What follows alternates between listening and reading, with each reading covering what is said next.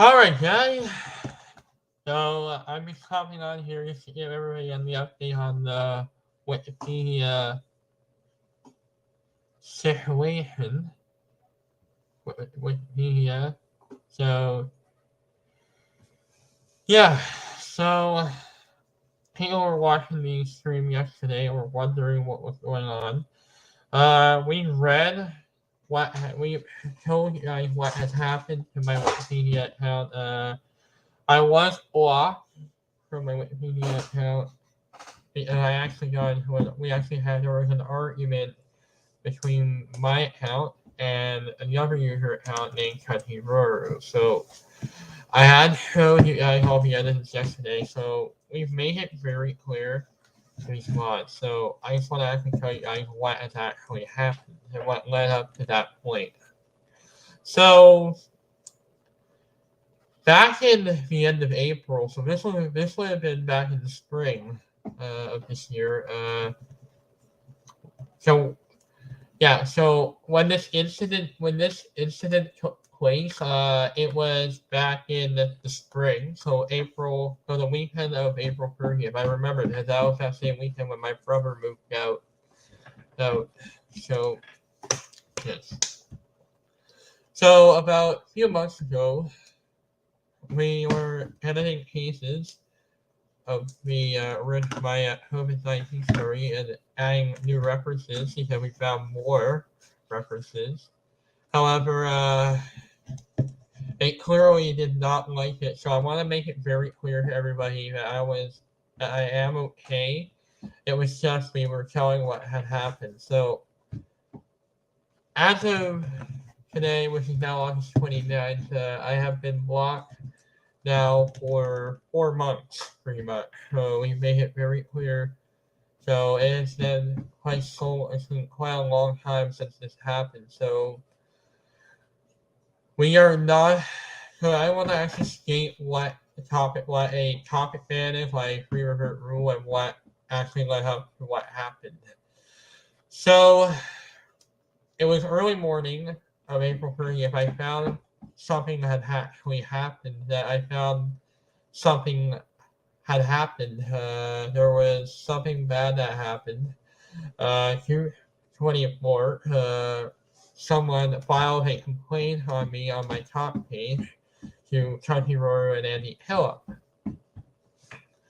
And then it led up to my account, and it led to Crunchyroll. I guess what got angry and reverted and went through and reverted the edits. I only stuck in December 2020. I said, Joe, I want to make it very clear, guys. They did not tell me. I did not give them permission to revert the edits. In fact, in the first place, so the answer I said no. For the first time, so the answer I said to them was a no. So I went through and I reverted them back to how they were before. And then I went on with my day. I went on and edited more references. But then they come back and he said the answer is no. So I'm gonna show you guys that when that time code rolls around. And then even worse, then Honey Roller said a number of users have raised concerns about your edits.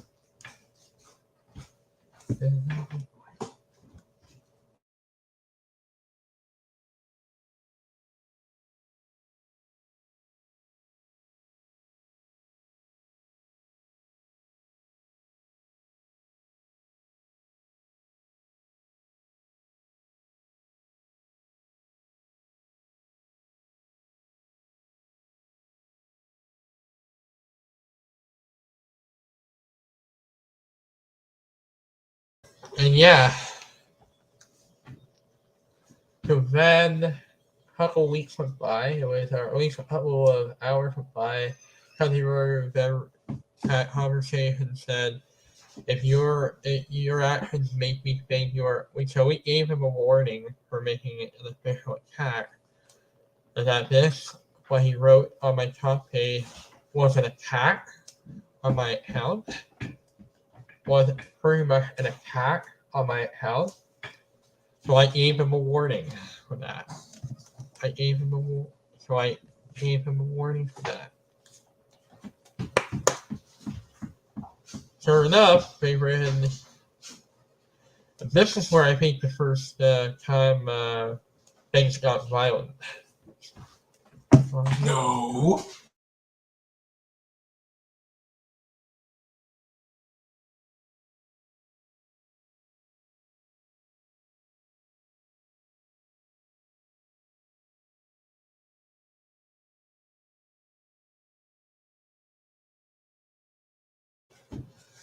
So yeah, then Tachiroru reverted Diana again, a second time, and this is the second time. And he said, you have raised concern. So I'm gonna actually show you guys what had happened that right now. The first revision and second revision were kind of similar.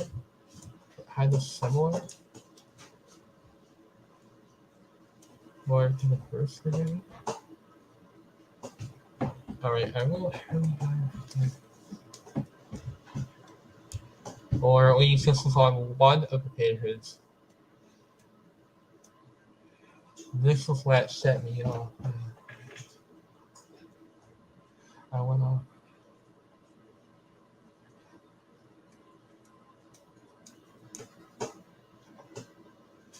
So this was the first revision that was done. It led to an incident being filed. So look, so we're gonna show you guys what they've done.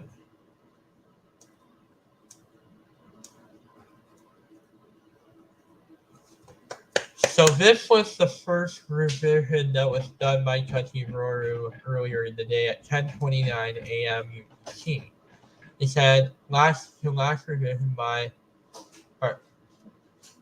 no, okay, so that was mine actually. So 10's no need for metallization. So now it's going for our next revision.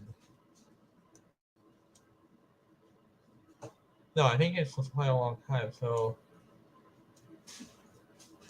now off to our second revision. This was making it very.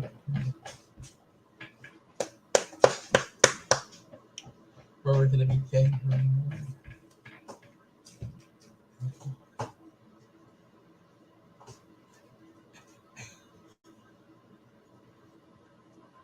So this is the second revision that was said by Tachiroru. So this one said other users have raised concerns about your edits. Discuss this on your top page. This was actually when I believe I'm gonna go to the next revision right here. So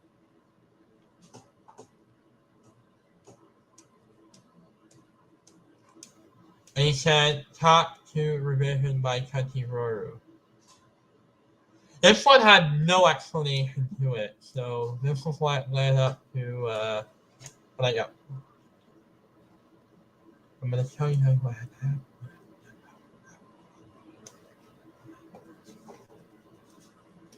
Wait. It led the whole thing led up.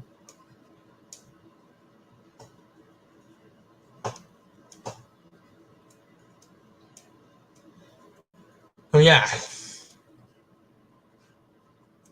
So the third revision did not have an explanation to it. And this is when I said, no, I'm not gonna do that. I am not gonna listen to you guys. And I said this. You are unable to collaborate with others. And this was what led up to saying, if you revert them back, I will report. And this is where I think this was I believe to be a threat that he had threatened me. Tachiroru had threatened me that if you put them back on, I will report you to the edit war and those boards. So this was what really got kind of tightened that I could have posted then and there at caution and said for personal attacks and actually filed a report. People would have said if I had not had done that, I would have filed a report on Tanjiroru myself. In fact, making it very clear that the users were not listening to me. So a month went by, it was a couple hours went by, we went off on him. We said, you know what, we made an allegation to resign.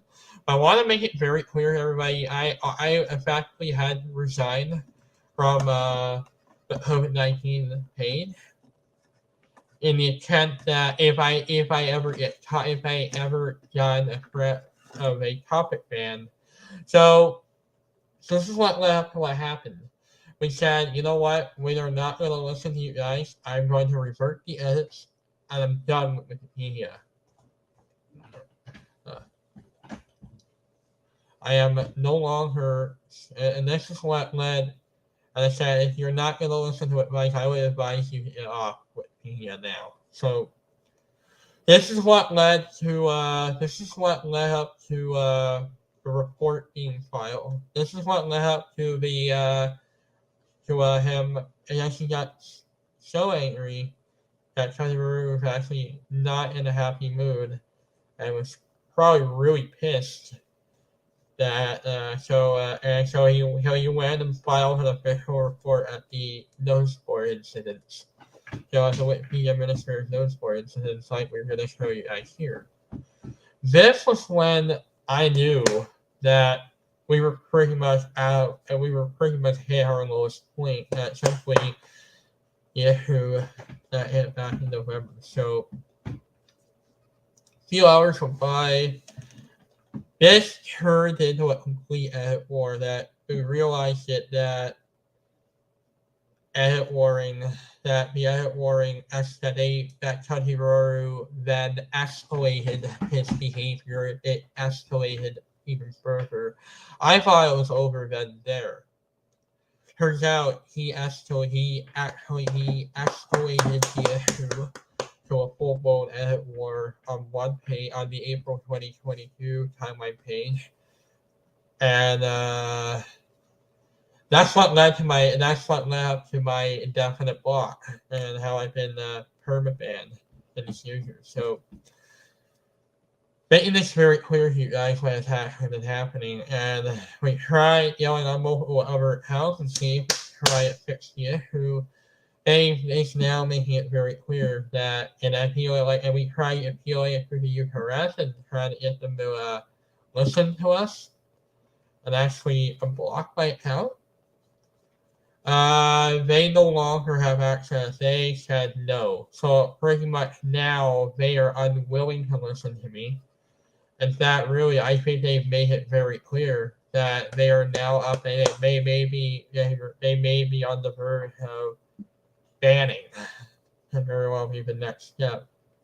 So then it has turned into a full-blown edit war. They filed a second report, and then I was blocked, and then this user trying to issue a topic ban, an official ban on my account.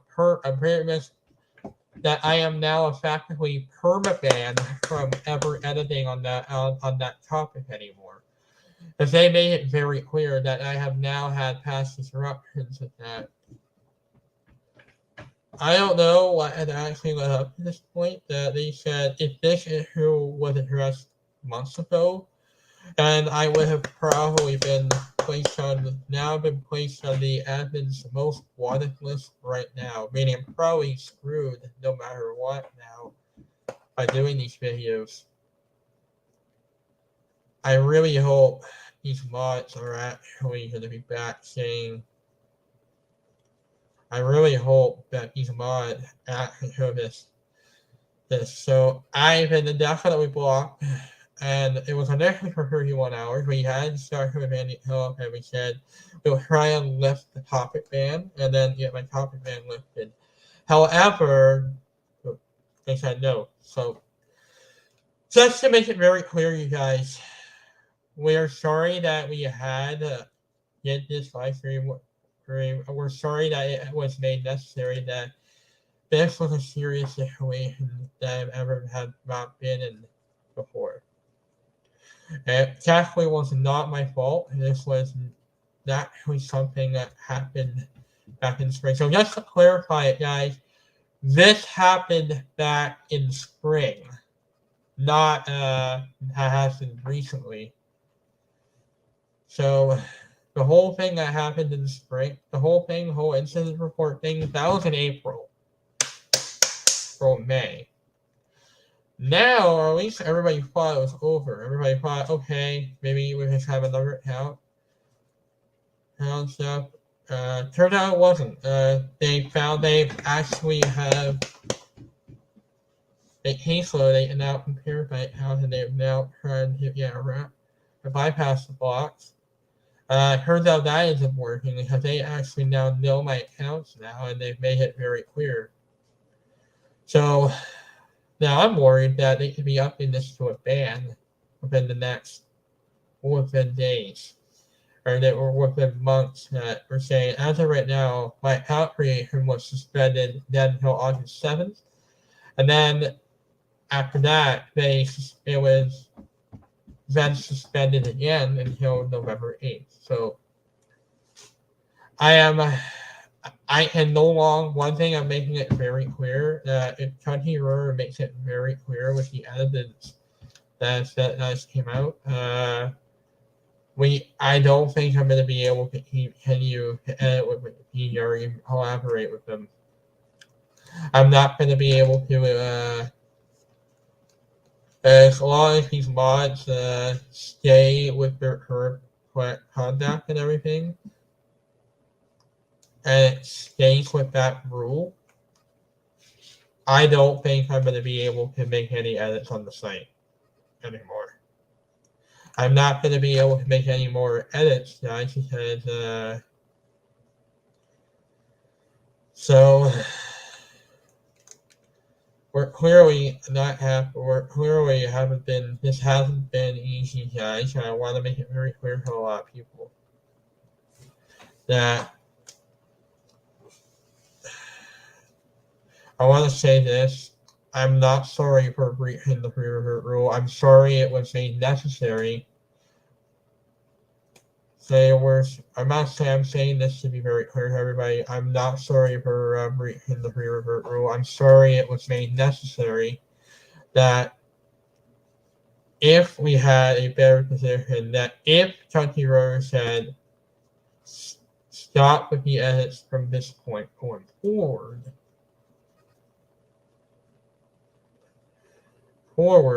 and they would have just said stop with the edits going forward, because instead of just reverting the changes, then I think we would have been more in a good position, said, yeah, we'll stop with the edits and we would just do international only. The answer was no. They clearly not listened to us. They are back, and clearly we made it very clear. They are I'm making this very clear that the moderators are bankruptcy lawyers. They are Crunchyroll is one of those bankruptcy lawyers.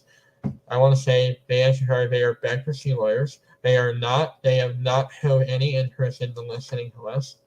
They've not showed any changes in the way they've been reverting my edits, and they have not apologized for the edit war. They have not apologized to my block. They have not apologized to the soft puppet investigation that was filed on me. They are not sorry for everything, meaning they are not sorry for mentioning about the Ontario fact that they are not sorry about filing the incidents report on me. So we're making this very clear to you guys that I want to get everybody's thoughts on this.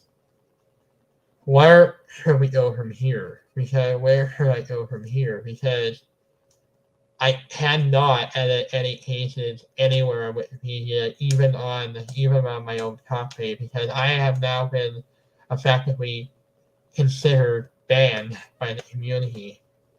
And once I was blocked, indefinitely blocked on May 1st, I was officially declared to be banned by the community. So I am no longer allowed to edit anywhere on Wikipedia. And I'm not allowed to edit on that COVID topics. They opted to a site ban. They opted to an official site ban.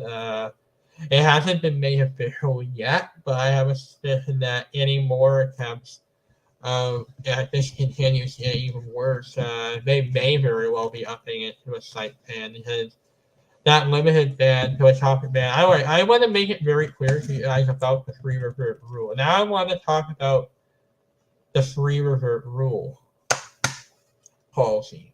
So the free revert rule is that you you have to make free reverts within a 24-hour period.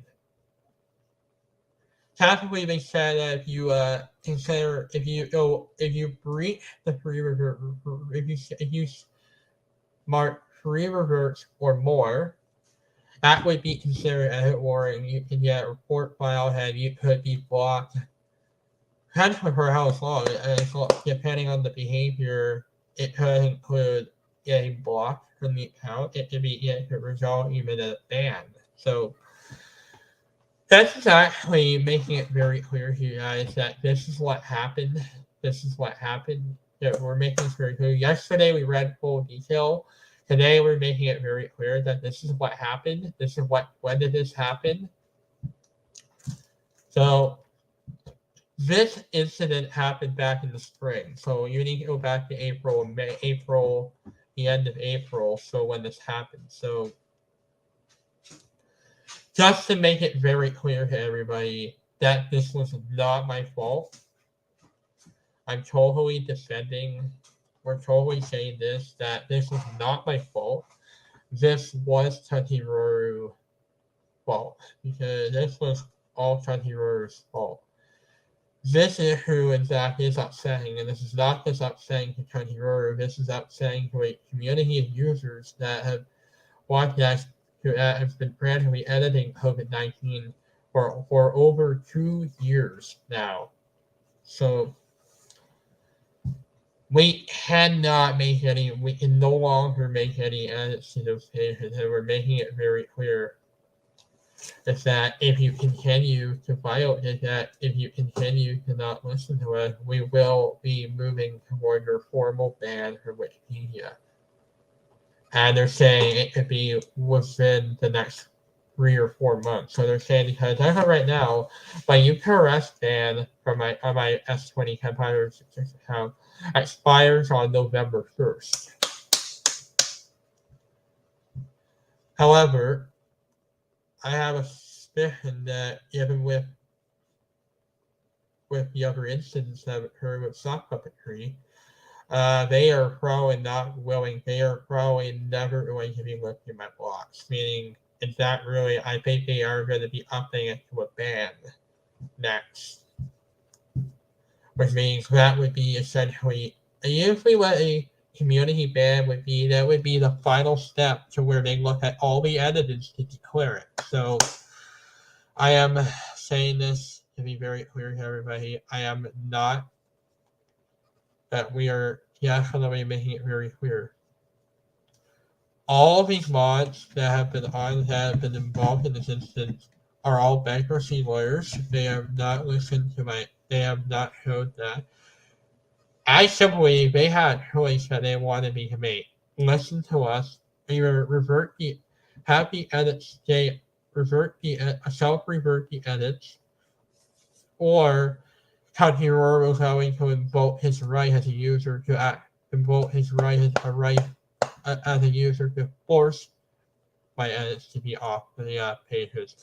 Because clearly, they had not, clearly, up until this whole thing that happened, and also keep in mind, guys, keep in mind, up until this whole incident took place, I was clearly, nothing had clearly happened. I did not hear anything from the mods.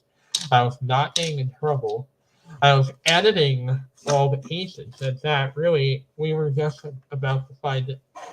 Turns out, it wasn't until that complaint was filed on me when they officially declared it. So Clearly, I think they said this, so I'm going to go onto my talk page and show you guys this. This is not the first time I had had issues with Kanhiroru and Andy Killup, to where I had to actually discuss this issue on this topic. So this whole incident, in fact, goes back to July. So you need to go all the way back to July to when this whole incident, to when this was taking place. So this was when it was first mentioned in July, when they were talking about the Ontario Tobacco timeline patient. This was the first warning, I guess, they told me to do it. So we're going to go down here, and they said this is a collaborative project. So technically, there were problems with the only up until my incident with Kanhiroru, which led up to my permanent ban from the account from Wikipedia. This was actually a lot of these users started getting involved too. So this involved three. So when this whole issue started, it was Andy Killup, Carly Nelson, and then Dermeans got involved. Even Tucky Roar, I think that the Dermeans and Tucky Roar were all involved in this issue. So this was what this was said. So pause here if you want to read this. So grammatical errors and other errors, and it's not just good prose. A small error here and there is one thing, but this or doesn't end in the same article is not okay.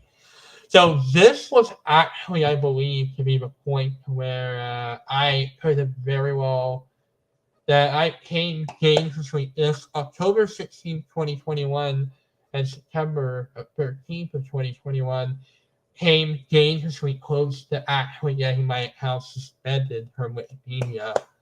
Not only by that, but also by sock puppetry for editing on Wikipedia. So this was actually where it made everybody think that. So this was the second incident that led to us coming to a consensus. I see you reverted my hand. Can you please explain why you keep adding the provinces on this country? So this was the second incident that mentioned this problem. So you guys want to read this here. I have 20 head. I have 20 heroes position on was on national data. So clearly this was the second warning. And this time they said if you do it again, the next time it could be enforced on you. So yeah. Well, after this, we pretty much came to a complete consensus with them that they were allowed to, that we would be moving them gradually. So in that consensus, we would be taking them off the pages officially, the month by month pages. Once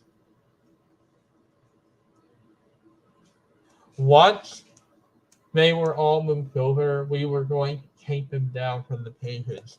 So it would have been something where it would meet everybody's consensus. So this is where we came to consensus. The third time, which is right down here, that's what led it to being enforced. So I think it really does mean that the reason, apparently I think they made it very clear to me, the reason why they took down my edits, they took down my Ontario, that they were apparently saying that the pages were not due weight, did not have due weight, and also they were inappropriate. So the edits were pretty much inappropriate. So we were not allowed to edit anywhere.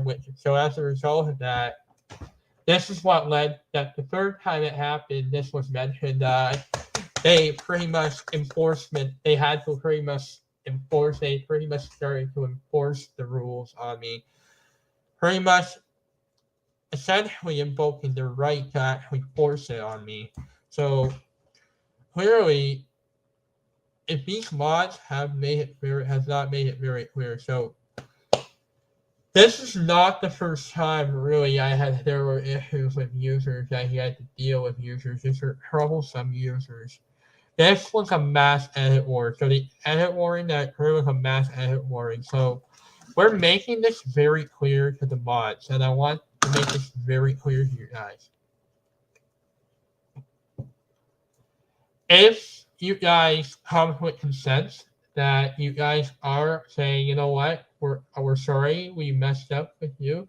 We did not make. I was not. Sunny said, you know what, I'm sorry, man. I did not know that you and Andy Hill came with consensus over this issue. I will self-revert my edits, and you are good to go. However, he said no. So pretty much, what I found out was that when I go to the incidents report, or I go to his talk page, his page, and right here, me had here.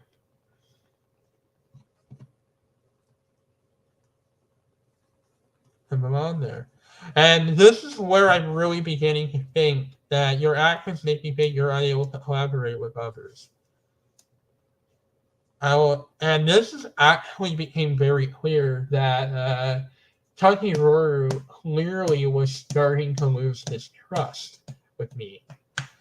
The trust that I was beginning that the mods, that the users like Takiroru were starting to lose trust with me. So it became very clear that they were calling for a complete block of my account. So this is what led to a warning shot being pushed on me and said that you were clearly enforcing it. And they said, please learn to sign. I've already told you it's putting too much weight. So it was also not just putting too much weight on the pages, it was also inappropriate. The edits were, I think what Takiroru said, that the edits were inappropriate for the pages, and they were too small, and were not appropriate for the pages, and that's why the edits were taken down. We tried reverting them back, and they considered it edit warning, so they filed an official report on me, and this is what led to how I got an incident report being filed. So I want to make it very clear to everyone what led to the incident report being filed. So this was not just an issue that happened to my account. I was deeply mistaken by how much they pretty much did not like it, because clearly, I think what made it very clear to Takiroru was that he did not like it, not listening to advice or anything. It makes me show that the not listening to me clearly shows that they do not show any interest into unblocking my account. They do not show any interest in change.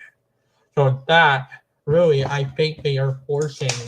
I think at this point, if I continue to evade the ban, I will probably be getting. If I continue to evade the block, that limited topic ban that they've said that they imposed on me could be extended to the site. So I'm saying this to be very clear, guys. I have a very strong message to these mods right now. If you guys are watching this video, I want to make this very clear. Your accounts have been. I have a very strong message for you guys. If you share an interest in having me unblock my account and give me a second chance on those pages.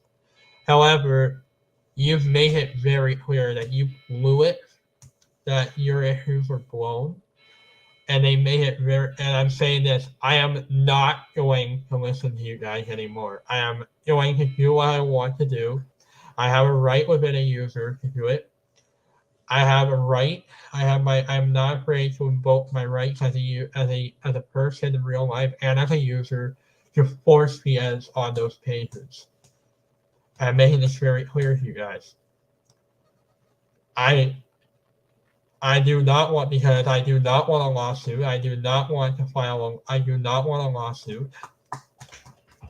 And I want to make this very clear. I do not want a community ban. I do not want a lawsuit on my account. So, and that was all in April. So this is what happened now in this earlier this month. They stopped up an investigation on my account. They've now tracked everything I've done, and now I've been blocked for soft puppetry. So, in fact, really, they are now essentially these mods are making it very clear that they have shown no interest in the listening. So, alright, guys, so that's all what's been happening on my account with media in real life. Now, let's get into another update that we're going to talk about.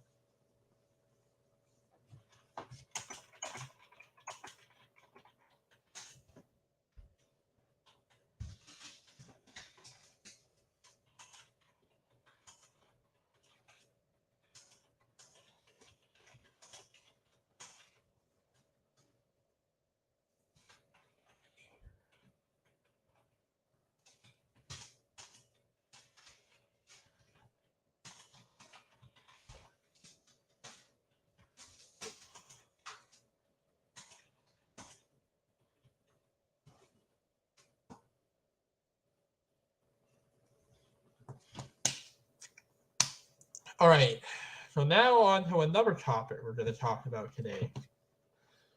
We are now going to talk about the 2019-2020 Ontario Education Strike. Because people don't know, the collective agreements expire for teachers on August 31st. So we're going to now tell you guys what happened in the last bargaining round. So back in 2018, Doug Ford was elected Premier of Ontario. Then also, here's what led up to the big labor dispute. So we've had cuts that they announced, education cuts. That means in the summer, they've announced that they would be scrapping the sex ed curriculum and going back to the 1998 version. Yes. Then, I think in March of 2019, they announced sweeping cuts to the education system, including increasing class sizes, laying off 10,000 teachers, and a lot of things. So, yeah, so this is the pre-log of it. Now, let's skip a few months to the summer. They also announced they would be limiting paid sick days. They would be cutting paid sick days, and a wage cap of 1%. That was also put up back to the education workers of Bill 124. So now let's jump ahead to the fall. So September came. The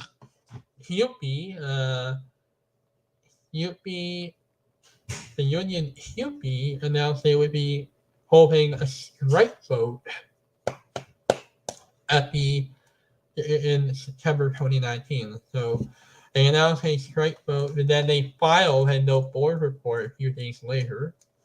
Then, so then on September 16th, they officially were in a legal strike position. They were officially in a legal position to strike.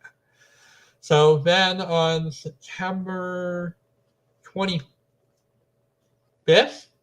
they announced a work to rule. One of them, I think we're going to start all of them, but we would mention some of them, that they would not be cleaning hallways, shoveling snow, cleaning the trim, and library and common spaces. So this was the first one.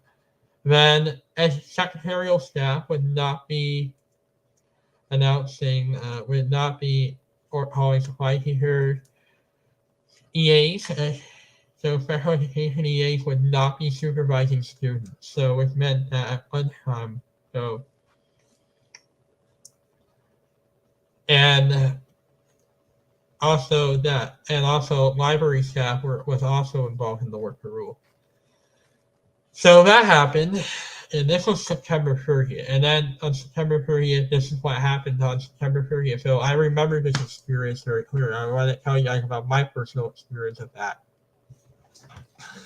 So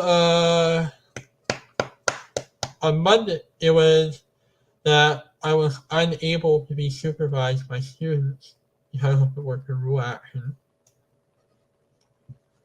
It was the only thing that was like business as usual. However, one thing that was different was that we were not to be supervised by students. So as a result of that, we were not allowed to eat in the classroom. So we were not able to eat inside the classroom anymore. Then 2 days later, Wednesday, October 2nd, 2019, UP announced that they would be initiating full strike action on Monday, October 7th, 2019. So this was when we knew this was about to get really big. So UP walked off the job. So then boards began announcing within a few days to start making alternate arrangements. And it was October 3rd, boards like Toronto, Peel, and York said they would not be able to stay open, that schools would be closed on October 7th and for the duration of the strike, along with canceling other things. So a few months later, then a day later, Durham and other boards, Durham, Halton, and other boards within the province said that they would be closing schools too. Durham definitely closed. I remember that because we actually got an email saying that we would be effectively closed and staying home.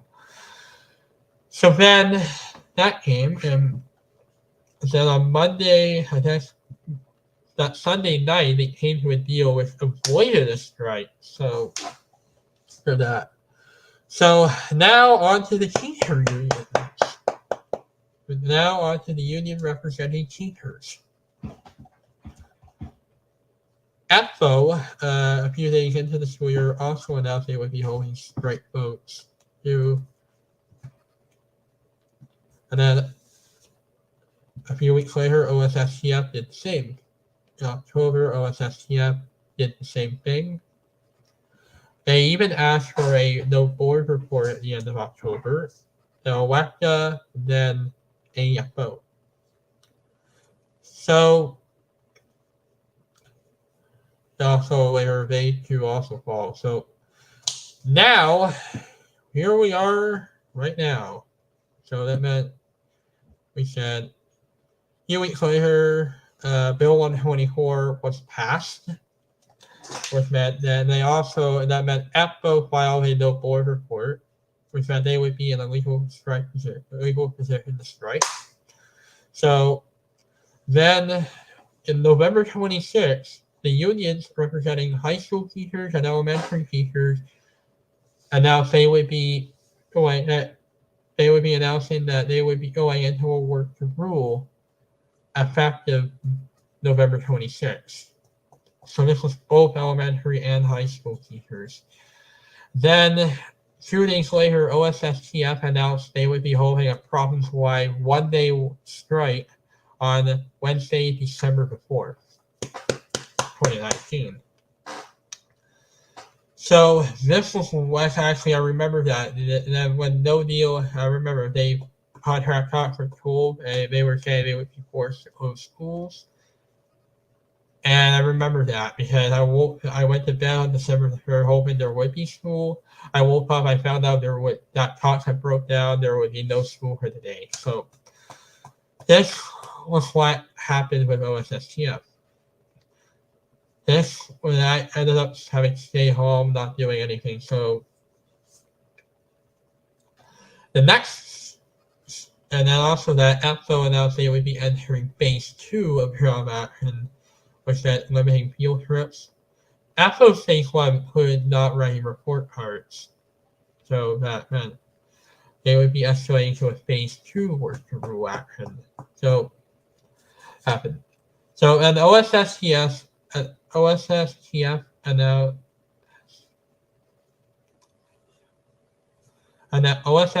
OSSTF announced they would be holding another one-day walkout in time in select school boards, including on December 11th, which included Toronto District School Board. That happened on December 11th as well. Then on December 18th, there was another job action which in fact was also impacted boards, including in York region. This time was in York, impacting students in York. Then we had the winter holidays, and then in January, which was January 8th, they held another one-day, OSSTF held another one-day, or it was December 18th, it was York and Halton regions that were impacted. Then January 8th, it was Peel that was impacted along with other boards.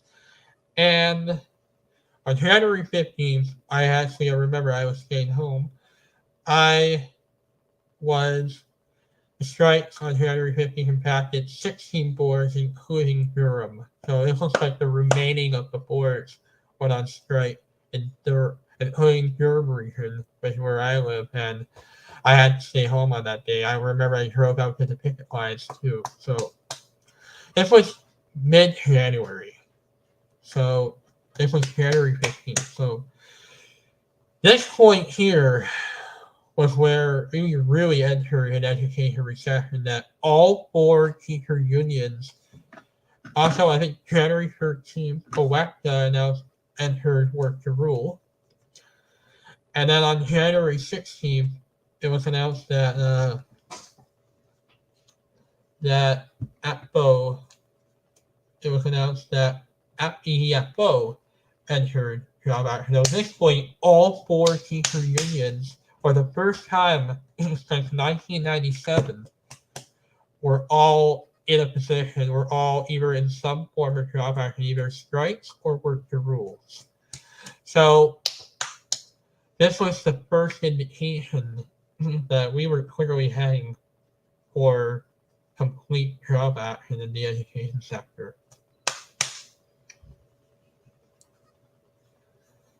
So then in March, then there were more rotating strikes planned, this time by elementary teachers in Toronto, York, and Ottawa. Strikes. I'm mostly going to focus on OSSTF.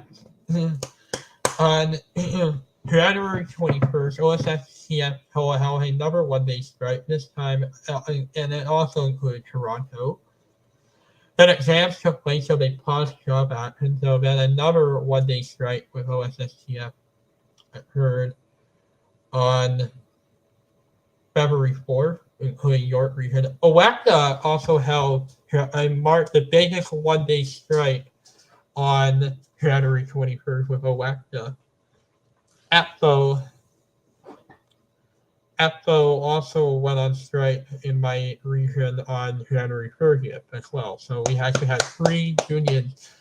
So I want to say the week of January 20th to January 24th was the worst week since 1997.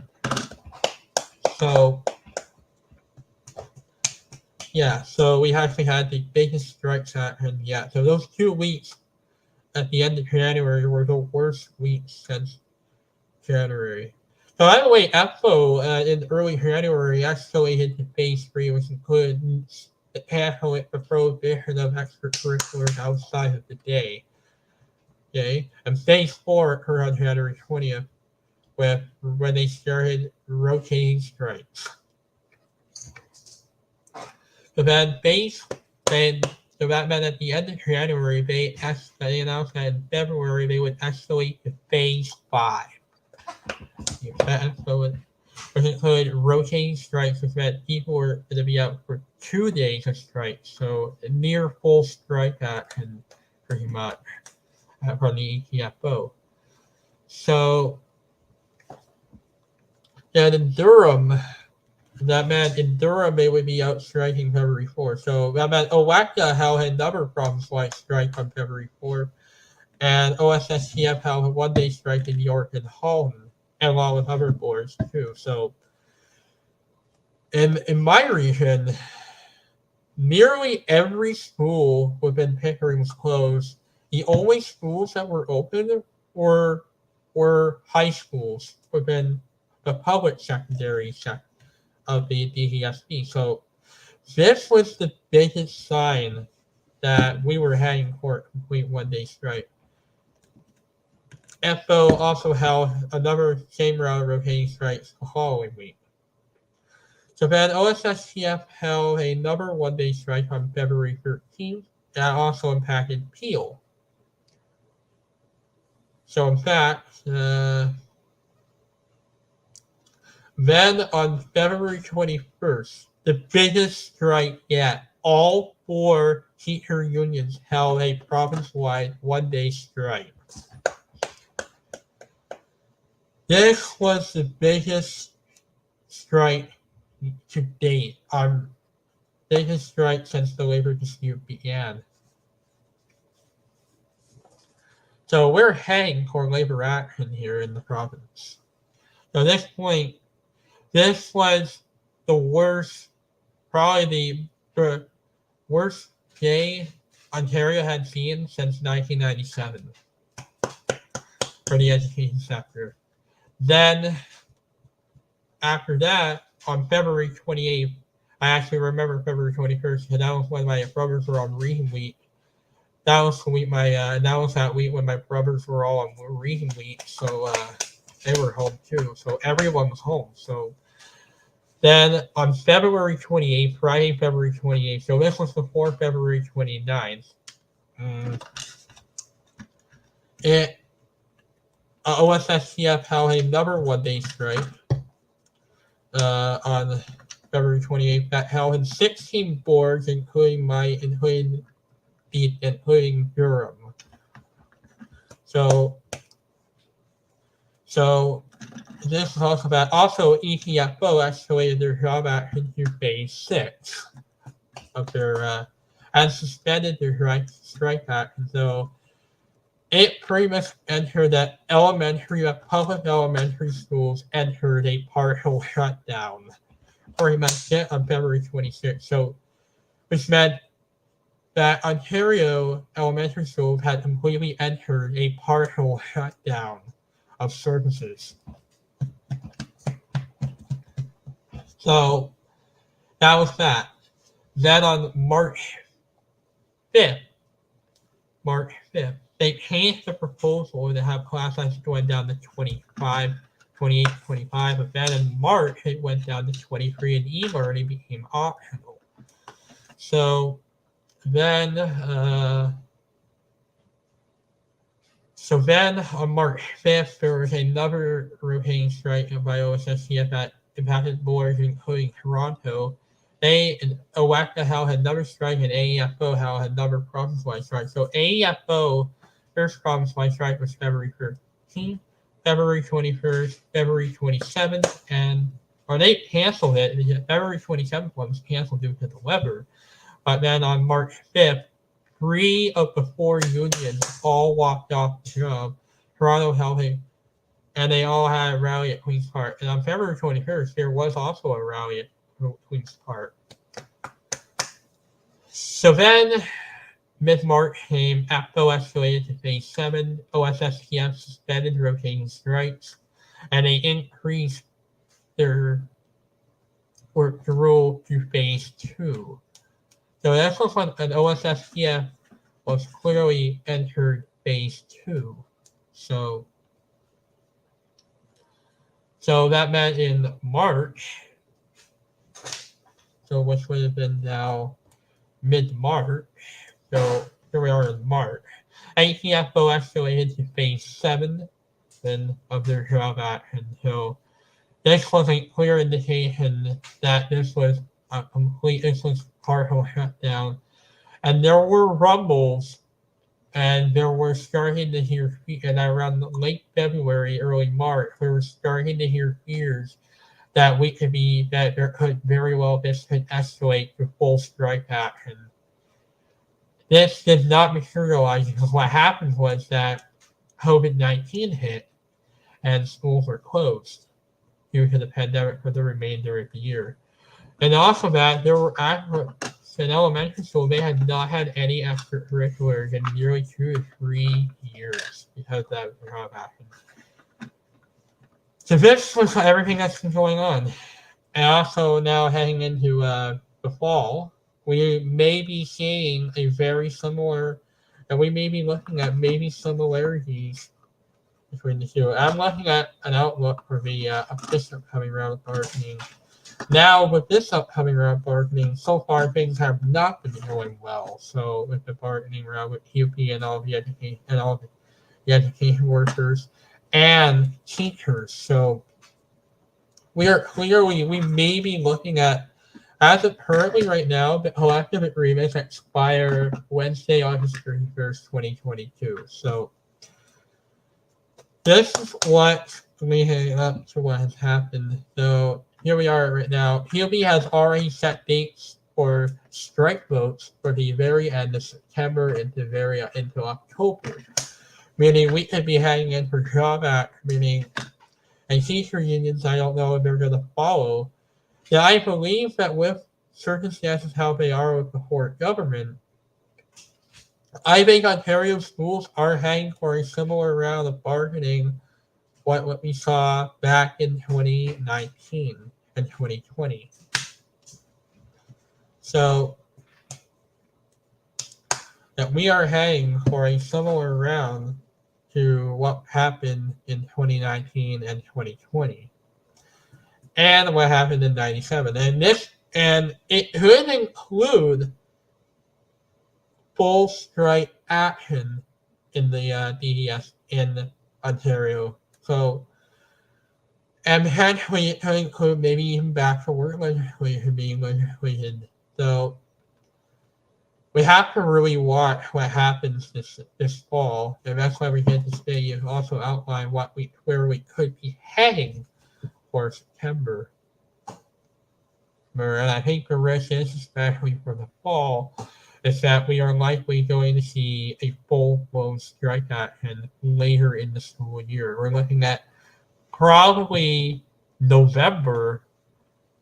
We could very well be in November in a position to where we could be in for full strike action by all 5 major unions by December or even January of this year, or even January of this year. We could be looking at potentially job action starting as early as mid-November, at the end of October or early November of this year. So we have to really keep an eye on this, what happens this fall. So have a wonderful day. So I just want to say this, guys. Have a nice day. And see you guys later in the day at Bob and Tim's live stream. So have a wonderful day, guys. Bye. Bye, guys. Bye.